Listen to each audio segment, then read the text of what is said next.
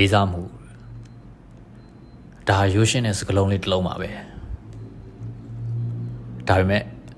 ဘယ်လိုဖြစ်လို့လဲတော့မသိဘူးလူတိုင်းကဒီຢာကိုနားမလဲကြသေးဘူးတချို့လူတွေကထင်ကြတယ်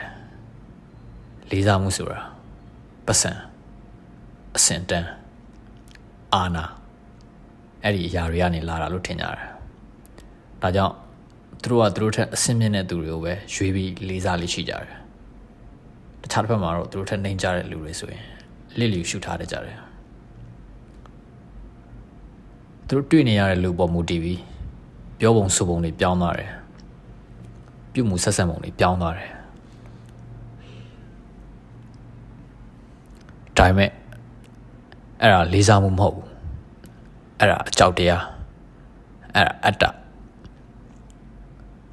တကယ်လေးစားမှုဆိုတာကိုယ့်အတွက်ဘာမှပြန်မပေးနိုင်တဲ့သူတွေပေါ့ကိုယ်ဘယ်လိုဆက်ဆံတယ်လဲဆိုတာပါပဲစပွဲတို့လေးပဲဖြစ်ဖြစ်အောက်ခြေဝန်ထမ်းလေးပဲဖြစ်ဖြစ်သူစိမ်းတယောက်ပဲဖြစ်ဖြစ်ကိုယ့်ကိုဘယ်သူမှမကြည့်နေတဲ့အချိန်မှာကိုယ်ဆက်ဆံလိုက်တဲ့သူတွေပါဘာလို့လဲဆိုတော့တနေ့တာရဲ့အဆုံးမှာကျွန်တော်တို့အားလုံးဟာလူသားတွေကြီးပါပဲရှင်သန်မှုစူးစမ်းနေကြတယ်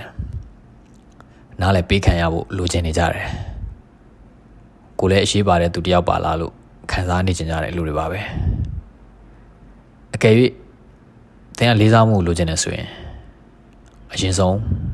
ပေးကမ်းကြည့်ပါပတ်စံကြောင့်မဟုတ်ပါဘူးအစင်တန်းကြောင့်မဟုတ်ပါဘူး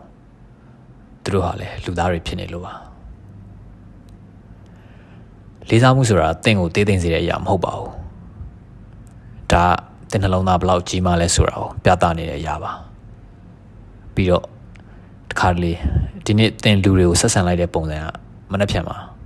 လောကကြီးကသင်ကိုပြန်ဆက်ဆံမဲ့ပုံစံဖြစ်လာနိုင်ပါတယ်